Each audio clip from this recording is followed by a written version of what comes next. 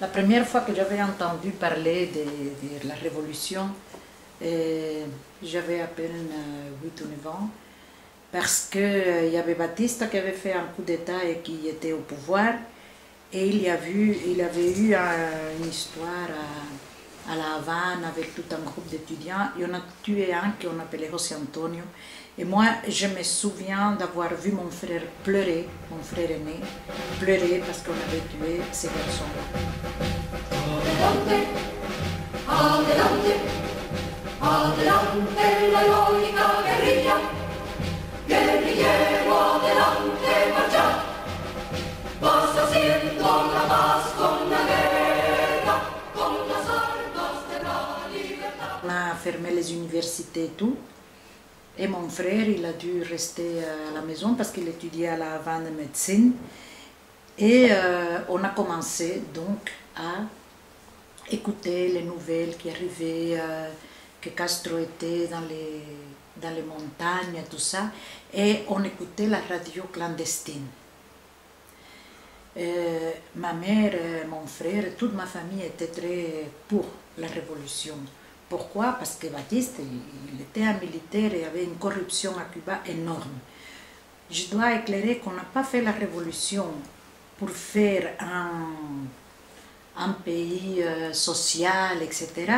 Non, c'était parce qu'il n'y avait pas de liberté, il y avait beaucoup de corruption et il y avait beaucoup de morts. Parce qu'on assassinait beaucoup les gens qui étaient contre Batista. Donc, ça, c'est les souvenirs que j'ai, parce que j'avais 8 ans, 9 ans, et je voyais ma mère qui faisait des drapeaux du 26 juillet, qui est la date du commencement de la révolution, parce que Castro avait attaqué un quartier général, donc El Moncada, et alors, voilà, ils apportaient des armes aux révolutionnaires et tout. Après, quand on était vraiment, parce que ça prenait de plus en plus comment on appelle ça, des sorts, tout le monde était, on parlait des choses, on mettait des bombes partout, il y avait quand même beaucoup de terrorisme à ce moment-là. Et c'est la première fois qu'on a séquestré quelqu'un. À Cuba, c'était Fangio, c'était un coureur de voitures brésilien qui était très célèbre, un peu comme dans la Formule numéro 1 ici, la Formule 1. Et Fangio, on l'a kidnappé, on l'a séquestré pour pouvoir parler de la révolution. Somme, on ne l'a pas séquestré contre un somme d'argent et tout ça, mais c'était pour se faire entendre, pour que le monde entier entende qu'à Cuba, ça n'allait pas, etc. Donc, je dois dire que 80% de la population cubaine était avec Castro. Ils avaient des chapelets autour du cou, ils priaient, il y avait des choses comme ça. Je dois dire au passage que Fidel Castro, il a été sauvé de la prison par un évêque de Santiago de Cuba, Monseigneur Pérez Serrante, qui, entre parenthèses, m'a baptisé parce qu'il était copain de mon grand-père, parce qu'ils étaient tous les deux de Galicia. Et c'est lui qui a marié ma mère aussi. Eh bien, lui, il doit la vie à Monseigneur Enrique Pérez Serrante, qui l'a sorti de prison. Après, quand c'est devenu vraiment très grave et on voyait qu'il allait avoir une issue, on ne laissait pas sortir et tout. Ça me rappelle les événements de maintenant. Le 1er janvier 1959, quand on s'est réveillé, on avait allumé la radio et on avait entendu que Batista avait fui dans un avion. Et il y avait une chanson qui s'appelait Adios Mariquita Linda. Au revoir ma Marie très belle. Et nous, on est restés avec ça. Donc, Batista, il a fui. Fidel gagne la révolution. Et tout le monde s'embrassait dans les rues, un peu comme quand ici on a libéré les pays, hein, la libération. Mais c'est la même chose. Tout le monde s'embrassait, tout le monde pleurait, Tout le monde était heureux, tout le monde sortait les drapeaux cubains et du 26 juillet et tout. Et les barbus ont commencé à arriver. Ils étaient tous barbus évidemment parce qu'ils ne se rasaient pas dans la montagne. Et ils avaient tous, comme je dis, des chapelets, ils priaient, ils allaient à l'église remercier le Seigneur qui les avait fait, ça a duré très peu de temps. Moi j'ai le souvenir que ça a été le 1er janvier. Et le 12 janvier, les écoles ont repris, les 12 ou à peu près comme ça. J'avais 12 ans, non, j'avais 11 ans et demi. Et la religieuse qui me donnait cours était une religieuse mexicaine, mais qui avait vécu du communisme dans le monde. Et elle a dit, au mois de janvier 1959, je me laisse couper cette tête si ce qu'il y a à Cuba, ce n'est pas du communisme. Et nous, dans la classe, mais non, qu'est-ce que vous dites, ils prient, ils ont des chapelets, tout ça. Elle a dit, je me laisse couper la tête. Et je me rappellerai toujours d'elle parce qu'elle avait dit que ça c'était du communisme. Il n'y a personne qui voulait le croire. Puis Fidel Castro, dans un de ses discours, il avait dit, ni communisme, ni impérialisme, c'est du cubanisme. Et tout ça n'a été qu'un grand mensonge. Alors, il y avait Camilo Cienfuegos qui était son bras droit. Le premier discours qu'il a fait, qu'on avait lâché des colombes et tout ça, il y a une colombe qui s'est posée ici. Et elle a fait caca sur lui. Et ma tante, elle a dit, la palome, la colombe, elle a fait caca sur Fidel, je suis plus fidéliste, ça doit être un mauvais présage. J'avais une tante qui était comme ça, radicale. Eh bien, tu vois, le temps lui a donné raison. Alors, on aimait beaucoup Camilo Cienfuegos, que c'était un qui avait fait la révolution, Camilo, el Che, Fidel. Mais Camilo Cienfuegos, on l'a disparu. Soi-disant qu'il avait pris une fois un avion de Santiago de Cuba vers La Havane. L'avion a disparu, Camilo a disparu, mais aujourd'hui on sait qu'il lui a fait tuer. Pourquoi? Parce que les gens l'aimaient plus qu'à Fidel. Camilo, il était plus aimé, il était modéré, tu vois. Tandis que le Che Guevara, que les gens tiennent comme symbole de liberté et tout ça, ça n'était qu'un assassin, mais vraiment un assassin. Il a tué énormément de gens, il a exécuté énormément de gens. Et après, lui et Castro se sont disputés et il a disparu, il a envoyé ailleurs. Hein. Castro et el Che sont complètement été opposés. Donc, en 1959, la révolution gagne, on commence à donner les terres aux gens, donc on était contents parce qu'il y avait les latifondistes, comme dit, les énormes propriétaires terrains, qui avaient des terres qu'ils n'exploitaient même pas. Donc, on donne aux gens et tout le monde était content. Seulement, ils ont commencé avec les grandes propriétaires. Et puis, petit à petit, ils ont commencé avec les autres. Les toutes petites propriétés, ceux qui avaient 3 vaches, tout le monde a été intervenu. Et en 60, ils ont fondé le comité de défense de la révolution, le CDR, parce que c'était que les voisins surveillent les voisins. Donc toi, tu étais membre du comité ou tu étais la chef du comité.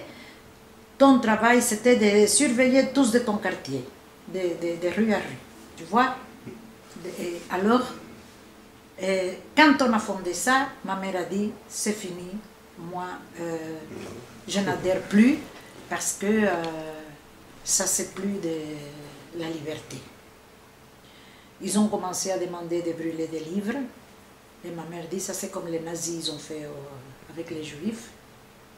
Donc, et on ne pouvait plus lire des livres qu'on voulait, ni des sélections, tu sais, des trucs américains et tout ça. Ça a commencé. Ils ont intervenu toutes les écoles, c'est-à-dire écoles privées, ça n'existait plus. ils ont commencé avec les persécutions religieuses, c'est-à-dire qu'ils ont expulsé de Cuba tous les prêtres et toutes les religieuses. Il n'y a personne qui pouvait rester. Et quelques-uns qui étaient vraiment en prison à Cuba. À ce moment-là, toutes les églises étaient fermées. Donc on ne pouvait plus, il n'y avait plus personne pour prendre la relève. Et alors nous, les groupes, tu sais, tout un groupe de catholiques de Ciego de Ávila, la ville où je suis née, on était là, on a essayé de se réunir, de faire des choses. Je me souviens aussi qu'on a sorti tous les statuts de toutes les églises et tout ça, et que tous les gens se sont prêtés pour reprendre. Moi, chez moi, il y en a une de la, je ne sais pas quelle vierge, parce que ma mère, elle a pris ça, et tout le monde que tu connaissais, tu allais chez eux, il y avait une image dans ça, parce qu'ils ont tout. Alors, tu ne pouvais pas être baptisé, on ne pouvait pas être religieux, sinon tu ne trouvais pas de travail du tout, tu ne pouvais pas croire en Dieu. Tout ça, c'était vraiment tout à fait interdit. Toutes les religions et même la santeria cubane, qui est vraiment un truc issu des esclaves noirs, tout ça était interdit. Mais interdit d'interdit. C'était vraiment grave. Donc pour finir, ils se sont appropriés de tout. Tout, il n'y a pas resté un seul magasin, une seule petite histoire. Alors, les centrales sucrières aussi, mais comme ils ont fait une révolution, parce que c'était une révolution, dans la révolution, qu'est-ce qui se passe? Qu'ils ont mis devant ces gens, pour gérer ça, des gens qui ne connaissaient rien du tout. Rien du tout. Peut-être qu'un ouvrier, on le mettait devant l'industrie sucrière. Oui, mais il ne sait même pas comment ça fonctionne. Tu vois? Et alors c'était production. Et ça n'allait pas. Parce qu'il y a des machines qu'il faut arrêter, qu'il faut nettoyer, etc. Il voulait faire tellement de choses, mais il ne laissait pas les gens en place. Il aurait peut-être pu les remplacer petit à petit. Non, c'était comme ça. Alors, la bibliothèque était là-bas, on la déménageait et on la mettait ailleurs. Et puis, l'école était ici, on la déménageait et on la... Moi, je n'ai jamais compris très bien, parce qu'on disait que comme ça, il maintenait le peuple occupé. Et il le préparait pour une invasion imminente. Donc les gens étaient toujours en train de faire des exercices militaires, à se traîner par terre, à simuler une attaque, comment à déménager les trucs. Après, il fallait faire du travail volontaire, et on dit chez nous que c'était volongatoire, parce que c'était obligatoire. Tu devais faire, donc tu travaillais de lundi au vendredi, et samedi et dimanche, tu devais aller couper la canne à sucre, ramasser des tomates et tout. Mais amener un groupe écolier à ramasser des tomates qu'ils n'ont jamais fait, il y avait plus de choses abîmées que, tu vois, couper la canne à sucre, ça ne s'improvise pas. Parce que les hommes qui ont toujours fait la coupe de la canne à sucre, ils savent comment la couper pour qu'elle repousse l'année d'après. Mais comme ils ne savaient pas, ça a été une catastrophe. Et puis, Che Guevara aussi est venu et il disait ah, mais ça, on doit finir avec la monoculture de la canne à sucre. Donc, on va enlever la canne à sucre et on va semer du riz. Mais les paysans qui toute la vie savaient que c'était terre et que ces champs ne donnaient pas du riz, que c'était bon pour la canne à sucre. À l'année d'après, il n'y avait ni sucre ni riz. Et tout ça, ça a commencé comme ça, petit à petit. Manque de liberté, rationnement, je me souviens quand ils ont commencé, soi-disant, ils ont commencé avec l'huile. Donc on donnait 1 litre d'huile par personne, il y en avait beaucoup. Mais soi-disant pour que tous les biens soient répartis équitablement.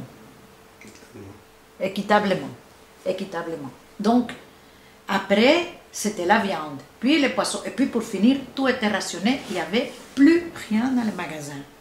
Le marché noir qui a commencé. Parce que ça existait, ça existe toujours aujourd'hui. Après, comme je dis, bon, les écoles, un seul enseignement. École militarisée. Quand on arrivait, les enfants, ils doivent se mettre au garde à vous, saluer et dire on sera comme les Che, comme el Che. Et nous autres, on riait parce que les Cubains, ils ont toujours à faire des blagues. Et ils disent oui, asthmatique, on sera comme les Che, asthmatique. Mais tout ça, ce sont des trucs, on a militarisé tous les pays. Et petit à petit, on a tout perdu nos libertés. Qu'est-ce qui se passe? C'est que Castro, il avait dit, je préfère avoir un bon communiste qu'un bon ingénieur. Et il ne donnait pas du travail aux gens qui n'étaient pas déclarés communistes. Qu'est-ce qu'ils ont fait les gens? Ils sont partis. Ils ne savaient plus travailler à Cuba. Parce qu'il ne faut pas croire, tous ces gens qui sont partis à Miami et tout ça, c'était parce qu'ils étaient des gros richards, etc. Non, c'était des gens qui ont laissé sans rien du jour au lendemain. Ils ont changé l'argent. Donc, tu avais 10 000 euros à la banque, on ne te donnait que 250 avec un autre argent. Donc, tout le monde du jour au lendemain se retrouvait sans rien. Donc, à la place d'enrichir les pauvres, on a appauvri les riches. Et donc, chaque fois, ça a été le système plus bas, plus bas, plus bas, plus bas. Et alors, il y a eu aussi donc, cette attaque de la baie des cochons qui a foiré parce que les Américains n'ont pas suivi. J'étais très jeune, hein, j'avais 14 ans, 15 ans. Et là, ils ont mis en prison tous les gens qui n'étaient pas pour la révolution, pour ne pas avoir une révolte de l'intérieur. Puisqu'ils subissent une attaque, donc d'abord ils ramassent tout le monde, ils les mettent en prison, il n'y a pas moyen de bouger de l'intérieur. Donc voilà, et ça s'est renforcé de plus en plus. Donc il y a eu le blocus, les Américains ils ont cru bien faire, et ça n'a pas donné de résultats jusqu'à aujourd'hui. Parce qu'ils se sont tournés vers d'autres gens, les Russes, il y a eu la crise des missiles, aussi, mais moi, comme j'étais très catholique, on était très catholique à l'époque et tout, on a reçu des prêtres belges qui sont venus, je ne sais pas avec quel accord, et ils ont réouvert l'église, et alors donc on avait le droit de pratiquer à l'intérieur de l'église. Mais donc si on voulait donner du catéchisme et tout ça, on ne pouvait pas faire dans les maisons, parce qu'on n'avait pas le droit de se réunir non plus. Si tu voulais faire un anniversaire, tu devais aller demander la permission de te réunir pour l'anniversaire. Et les gens qui partaient de Cuba, pour qu'eux leur donnent le permis de sortir, il fallait qu'ils laissent leur maison peinte, rangée, etc. Si tu avais une voiture, même il y a 5 ans, et tu l'avais vendue, tu devais retrouver cette voiture, ou une voiture, et la laisser au gouvernement. Donc, tous les gens qui sont partis massivement à Cuba, ils ont récupéré les maisons et les ont données aux gens qu'ils ont voulu. Donc, les prêtres belges sont venus et on a commencé de nouveau à refaire une petite communauté. Donc, on allait à l'église, on faisait notre catéchisme et tout ça. Et à cette époque, ils ont créé ce qu'ils appelaient les UMAP, les unités militaires d'aide à la production. Qu'est-ce que c'était les UMAP? Simplement des camps de concentration, où on a mis tous les religieux, de n'importe quelle religion, tous les homosexuels, ensemble, et ils les ont mis dans ma province, parce que ma province est une province agricole. Donc on les prenait à La Havane, n'importe où, et on les amenait tout près de Ciego de Ávila. Et on les prenait tellement que les gens marchaient à la rue, comme ils étaient déjà fichés, ils disaient « Hé, toi, viens !» dans la voiture, directement, la famille ne savait même pas où ils étaient, même pas leur laisser prendre une brosse à dents, rien du tout. Ce qu'ils ont fait avec les témoins de Jéhovah, je te dis, on les mettait jusque là, dans les lettrines, pour qu'ils jurent les drapeaux, prennent des armes et ils se niaient. Il y a l'évêque, non, comment on appelle ça, de Cuba, celui qui représente le cardinal. Le cardinal a été dans les UMAP. Noël, tu connais Noël, mon copain Noël, il a été dans les UMAP. Tous les gens qui étaient religieux et les homosexuels.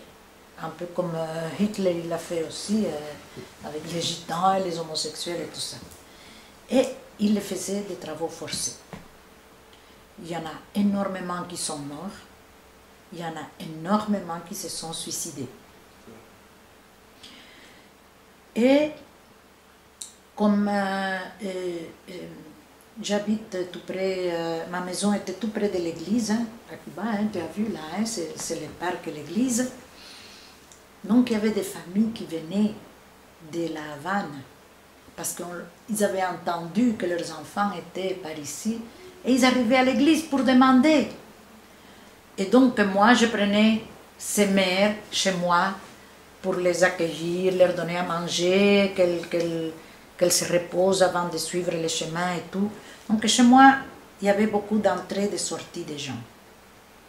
Et puis, on s'était instauré tout en groupe pour aller visiter ces garçons qu'on ne connaissait même pas, dont on nous avait donné des noms pour aller voir. Il disait, s'il vous plaît, allez voir un garçon qui, soi-disant, se trouve à telle unité ou quoi. Et comme tout était rationné, on ramassait une cuillerée de farine par maison, on faisait un cake, et puis on se présentait en disant, ah, je suis la cousine d'un tel. Tu vois, on faisait parfois des kilomètres à pied, sur un camion, sur un truc, pour arriver au camp. Ces garçons, quand on venait les amener au médecin, où est-ce qu'ils allaient? Ils s'échappaient jusqu'à chez moi. À l'église, de l'église, on l'envoyait chez moi. Puisque c'était tout près, ils pouvaient téléphoner leur famille et tout ça. Chez moi, il y avait toujours plein de garçons de l'UMAP qui venaient, qui rentraient, qui sortaient. Et j'ai un ami qui m'a dit, fais attention, on va t'attraper. Fais attention, c'est Julio qui m'a dit ça. Fais attention, on va t'attraper. Mais comme nous les jeunes, on pense qu'on sait tout et qu'on connaît tout et qu'on peut tout, je dis, bof, c'est pas grave. Et il y a eu un moment qu'ils ont commencé à mettre en prison, pas en prison, mais quand même interpeller beaucoup de catéchistes, des copines à moi et des copains. Et à un moment donné, je vais un soir au cinéma avec Nancy. Et c'était un film de Sarita Montiel. C'était rempli, c'était une première. Et au milieu du film, on allume les lumières. Moi, je vois les policiers avec des mitraillettes qui tournent autour. Et Nancy dit, tiens, à qui est-ce qu'on cherche? Et je ne lui dis pas, moi, je suis innocente. Ah ben, c'était à moi. C'était à moi. Et quand je suis sortie, ils n'ont pas vu, parce qu'il y avait tellement de monde, ils ne m'ont pas vu. Mais quand je suis sortie du cinéma, ils m'ont prise. Et Nancy, elle a dit, si vous la prenez à elle, vous devez me prendre à moi, parce que je suis sa copine, elle est ma soeur, et vous devez me prendre avec. Et donc nous voilà partis, toutes les deux, dans un ramassage qu'ils ont fait. Ça évoque tout à fait les trucs que les nazis faisaient, tu vois. Et j'étais dans une salle d'une maison. Mais quand je suis entrée, qu'est-ce qu'il y avait dans ces salles? Des tas de catéchistes, des choses comme moi, et tous les homosexuels aussi. Pourquoi ils mélangent tout le monde? Comme ils ne voulaient pas d'homosexuels. Parce que maintenant, à Cuba, c'est permis. Mais à l'époque, ils étaient poursuivis. Mais poursuivis, mis en prison et tout, hein. Alors, je dis, oh là là là là, ici, ça c'est grave. Alors c'était interrogatoire sur interrogatoire. Et qu'est-ce que vous faites? Et ceci et cela. Et vous avez été avec une fille qui est homosexuelle. Qu'est-ce que vous voulez que je fasse? Moi, ça, je m'en fous. Ah oui, mais ce n'est pas bon. Mais pourquoi? Et bon, alors je disais, bon, quand vous verrez que je fais quelque chose de mauvais, vous me le dites. Alors on discute.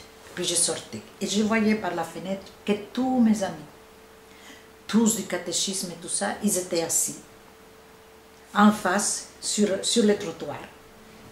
Et pour faire, si tu veux, l'appui avec moi.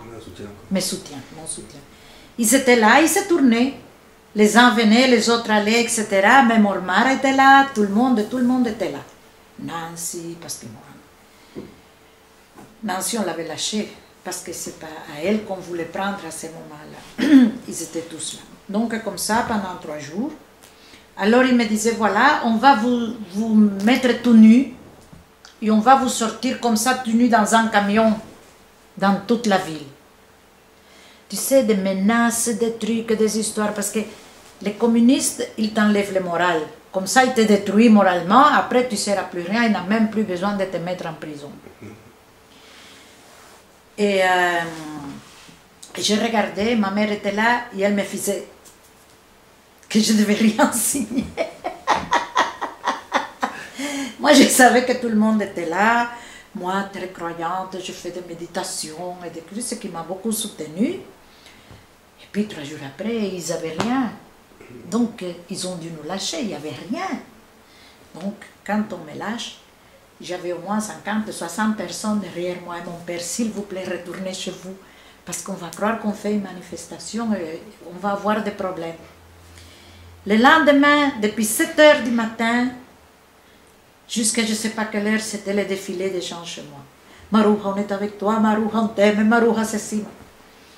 Et à ce moment-là, ma mère a dit, tu dois partir d'ici. Parce qu'ils ne vont pas te lâcher. Ils ne vont pas te lâcher. Elle dit, et je ne veux pas vivre 2 fois ce que j'ai vécu. Parce qu'ils m'ont lâché. Mais ils auraient pu m'envoyer dans un camp. Et ce qui est terrible, tu ne sais pas ce qu'ils ont vécu des gens dans des camps.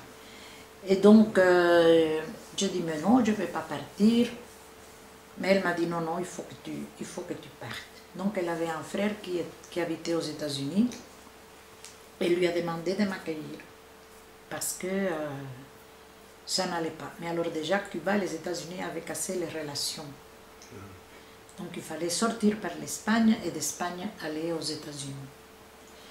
Et c'est comme ça que j'ai eu une dépression nerveuse après, hein, très très grave, parce qu'après être en prison, être persécuté, au même moment même, on tient les coups et après c'est comme, tu vois, oui, ça tu te dis, mais parce que on ne s'est pas raconté un peu de temps tout ce qu'on a vécu, les pressions qu'on vivait, les insultes, les histoires.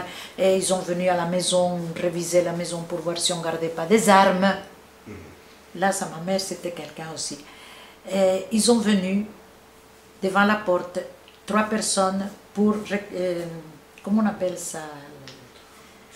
Fouiller la maison. Ah, dit ma mère, vous venez fouiller? Et qu'est-ce que vous cherchez, des armes? Eh bien, elle dit, entrez, hein?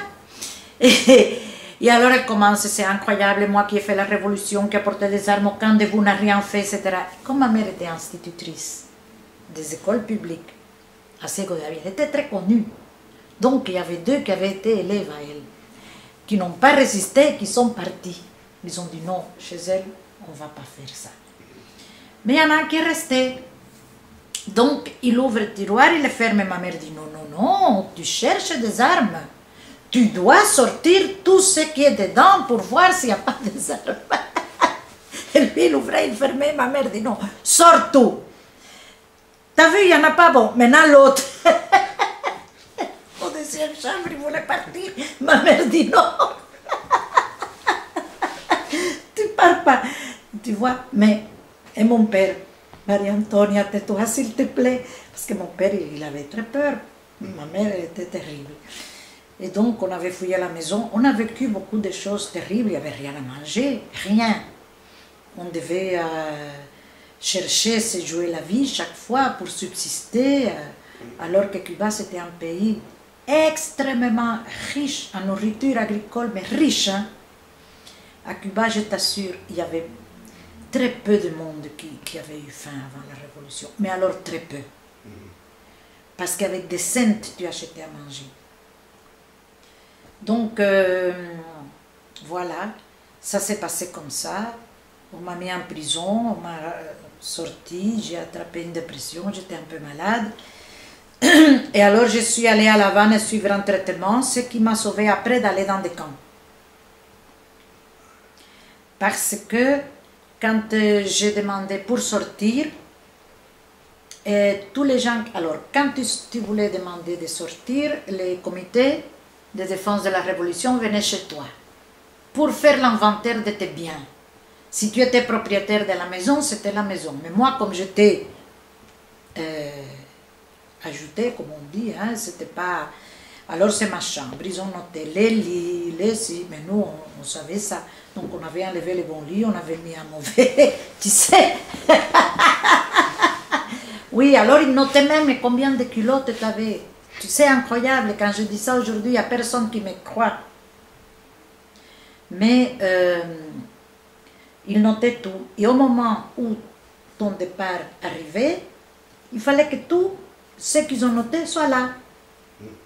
Alors nous, parfois, on mettait des culottes cassées, parce que ça durait longtemps avant que tu sortes. Mais enfin, ça... Ah, mais écoutez, on l'a utilisé hein, pendant 3 mois. Tu sais, des trucs comme ça. Donc, on a demandé de partir. On a envoyé, parce qu'on devait envoyer un télégramme au ministère de l'Intérieur avec la réponse payée. Donc, même ton télégramme. Et c'est eux qui décidaient quand est-ce que tu partais. En attendant, tu devais aller dans des camps travailler. Mais moi, je dis que j'étais malade et que je ne pouvais pas aller. Et on m'a interviewé. Et donc, je me suis fait la folle. J'ai fait la folle. Comme j'avais été malade et que j'avais été soignée à La Havane, j'avais un certificat. Et je disais, monsieur, je ne veux pas que vous m'envoyiez là-bas. Tu sais, mais vraiment, comme on était nerveux parce qu'on ne savait pas, un jour, j'avais un parapluie et je l'oublie. Et je rentre pour prendre mon parapluie, je vois que le type, il fait comme ça à l'autre. Je dis, ça y est, j'ai gagné. Ils ne m'ont pas envoyé dans les camps. Mais tu t'imagines toutes les choses qu'on a dû faire. Alors on sortait de Cuba avec des vêtements, un peu, pas d'argent, rien. Rien, rien du tout. En attendant que ta famille des États-Unis t'aide pour subsister jusqu'à ce que tu puisses les rejoindre, que sans famille, sans argent, sans savoir ce qui allait être de toi. Les choses que j'ai vécues après, parce qu'en Espagne ça a été très dur, il y avait des gens qui sont revenus, que la famille avait peur, qui réclament la partie d'héritage et que les ont mis à la porte. Et il y avait des gens que ça les dérangeait parce que c'était des familles qui venaient avec des petits-enfants qui les ont mis à la porte. J'ai vécu des choses qui étaient très, très, très dures. Et puis, arrivé ici en Belgique, ça a été vraiment très difficile parce que pas la langue, pas de famille, pas d'amis, pas de connaissances, rien, pas un Cubain à la ronde. Pendant 25 ans, hein, je n'ai pas vu un Cubain. 25 ans. Je n'avais pas de mémoire. Tu sais, personne avec qui se rappeler des tas de trucs ou des tas de choses. Je n'avais pas de mémoire. Les lettres qu'on écrivait à Cuba, ça durait 3 mois avant qu'ils les reçoivent. Ou 3 mois ici, oui. Et je disais, bon, il ne faut pas s'en faire. Les gens ou sont morts ou sont guéris. Puisque 3 mois, c'est pas la peine de s'en faire. Et voilà, c'est comme ça que... Mais la vie d'émigré, c'est pour ça que quand moi je vois tous ces gens qui quittent leur pays pour les guerres, moi je les comprends. Je les comprends. Moi j'ai vécu beaucoup de choses très, très, très, très dures à Cuba. Donc, comme je disais, on ne peut pas résumé 47 ans ou plus, donc le début de la révolution ici. Après 47 ans, c'est évident qu'on dit les choses beaucoup plus simples, etc. Mais je peux dire que j'en ai pleuré toutes les larmes de mon corps pendant des années, que je n'ai vu mes parents qu'après 14 ans. Toute ma famille était restée à Cuba, toute, donc je ne les ai plus vus.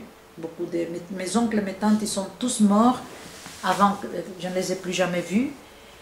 Et puis, bon, j'ai connu mon mari, je me suis mariée, j'ai eu 3 enfants, maintenant j'ai 4 petits-enfants. Et voilà, maintenant Cuba, pour moi, c'est quelque chose qui existe dans mes souvenirs, mais que je n'aspire pas à vivre là-bas, etc. Parce que j'ai compris que ce qu'on aspire, c'est à un groupe, une histoire qu'on a vécue ensemble avec des gens. Et ces gens n'existent plus. Donc, je vais à Cuba et je suis une étrangère dans mon propre pays. Et ce qu'on regrette, ce sont ces gens, ces moments, sa famille, etc. Et ça n'existe plus. Donc il y a une distance qui se fait, il y a une analyse, mais ça a été très dur. Et maintenant, je suis complètement intégrée ici et très contente d'être là. Voilà.